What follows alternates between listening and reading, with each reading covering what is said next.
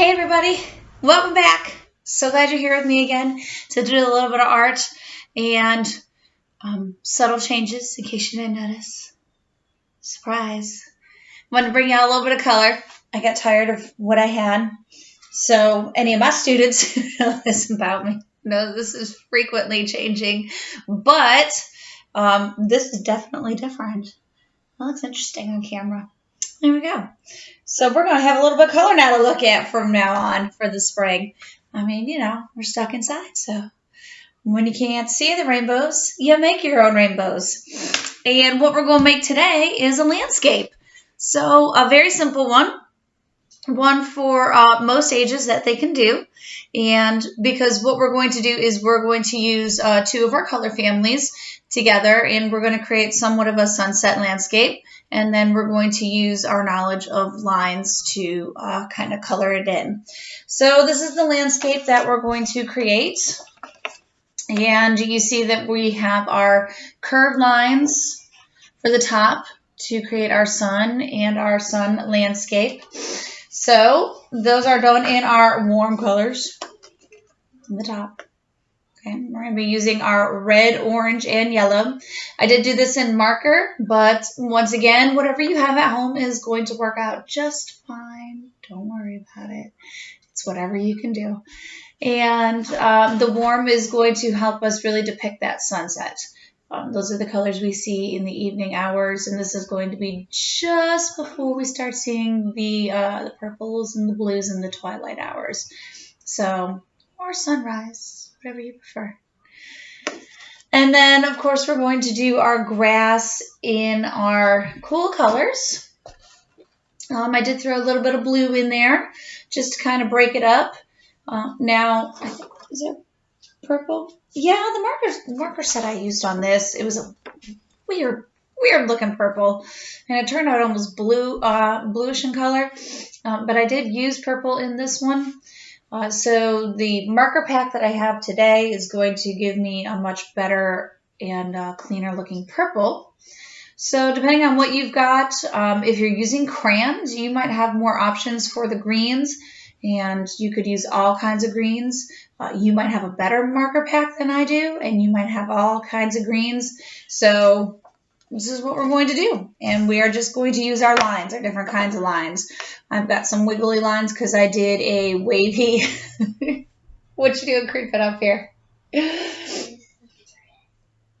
Yes, get it out. Mom life pauses the teacher life every time. I did a wavy hill landscape there, so it was a little bit more appropriate to use the wavy lines, and then of course the curved lines for our sun as the sun goes down. So that is what we're going to use. We're going to use mostly lines today, and then the warm and the cool color combination in its two different areas. So let's get started, shall we? So you're going to have your piece of paper, and you don't want paper much bigger than this. Now, if you're worried about your marker getting on your table, I mean, you can have your scrap paper to kind of cover your area. If you're just going to use your crayons, color pencils are going to take you forever to color with this because you're going to have such small, skinny lines. So I would definitely recommend using something bigger. Truly, you could even paint this, and you're going to have really, really nice results if you do have some paint at home and you want to paint, especially in your sunset. You might get some real nice color blending if you've got some watercolors or whatever you got. But I digress. The only thing you're going to need your pencil for, and that's if you just choose to, is to kind of draw your horizon line. So if you just take and draw your horizon line all the way across your paper, about halfway, you want room to draw both areas. If you want a hilly line, that's fine. If not, look how nice and wide the line is. You could barely see it. And that'll kind of determine what your areas are going to be. You don't want it to be a dark line. You want to mostly see there you go, made it a little darker for you. You want to be able to see your, mostly just your marker. You just didn't want to stay up, did you? All right, I see how you are. Okay then. Because I'm using so much yellow, I'm not going to draw my sun I'm going to erase a little bit where the sun is going to get colored. You don't want your sun to get all murky and muddy, do you? I don't. We want a nice bright sun. It's nice, bright, and sunny out today. It's a good day. We'll try to make it a good day. And just, hey, don't run away from me. Just draw my little half sun right there on the horizon line. And fill it in. This is really the only part of the drawing that you're filling in.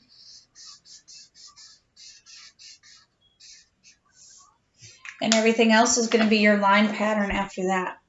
So however you want to start your pattern, in this one I started red, then went up to orange, then went up to yellow. I mean, it's going to kind of be up to you after that. If you want orange first or red first, I don't care. It's your pattern. It's up to you. So I'm going to change it up this time. You're going to get a much broader line if you use the edge of your marker. So this time I use some orange. I'm going to get some red. It's going to help me fill up my lines a little more. So now I've started my pattern. So my next line is, of course, going to be my yellow. Be careful to not get too much red on your yellow, though. Because, then your yellow will be off. And that's it. So you just finish your sunset pattern until you get to the edge of your paper, and you keep on going. If you get any gaps in between your lines, I already screwed up my pattern. Good job, Art Teach. It's all right. Do we make mistakes here? We sure do. Does it matter? Not really. Because what I'm going to do is I'm going to go back and fix it. And I'm just going to go back to the same pattern I had. See, I'm doing so much talking that I'm not paying attention. This is what I tell my kids in class. A lot of times when you're talking too much, that's when you make your mistakes. And that is fact. And then I just say, don't worry about it. A lot of times if you don't tell people they're there, they don't notice them. See, it just all kind of blends in together. It don't matter. It's art. We make mistakes, and then we move on because we just keep going. So we're going to pretend I've just finished my sunset. And what I'm going to do is I'm going to take my green. I'm going to highlight along my landscape line there so that I can definitely see where it is. Now, there's a couple of ways, of course, to do your landscape. But if you want to keep going in the same direction, that's fine. I did mine like it was a nice rolling hill, so that's why I kind of went the opposite way of the way the sunset was going. So it's up to you. It's your drawing. You do what you'd like to do. So if you want to keep going in the direction of your rolling hills, you can do that. You can keep following your landscape line. Like I said, some of you may have markers that have more than one color, and you might want to get out different variations of greens. If you were doing yours in the crayons, you're definitely going to have more than one green, and so you could do that. Using the cool colors is not going to be a big deal. It's just going to give us some different kinds of colors to use as we do our grass, and it's all about giving it the different feeling. So but going along in the waves of the hills, it might make it look a little bit more like water, which is kind of why I gave it the slope of the hill going down. So, and that I just kind of started from anywhere and just drew a line going down. And followed it with the green. And I'm just going to do the blue and green. And just gave it a little, just a real gentle S-wiggle.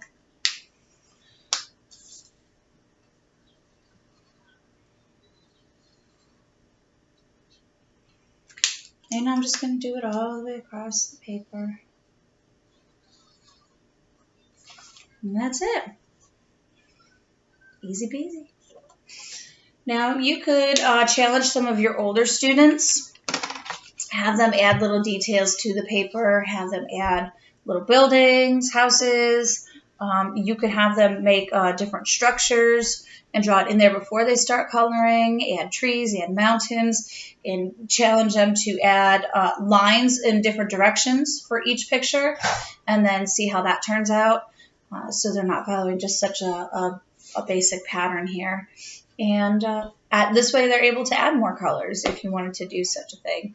So, we're able to adapt a project that you can do with all of your children who are sitting at the house trying to make something work. And then, the way you adapt it for all the children that you have, your 6th or 7th grader may not want to do the same project that your 2nd or 3rd grader is going to do. So we figure out ways to work it for all the kids. But I hope they have fun doing it. It's just something bright. It's simple. And it just gets them to work for a few minutes. And I hope you guys have a good day today. Go out, spread some kindness. No, don't go out. Don't go out of your house. But spread some kindness and cheer somehow. Social media. Send a virtual hug to somebody. You never know who needs it today. So until then, I'm going to send a hug to you. There it is. You got some love. And if any of my little friends are watching, I miss you. And I hope to see you soon. Bye, guys.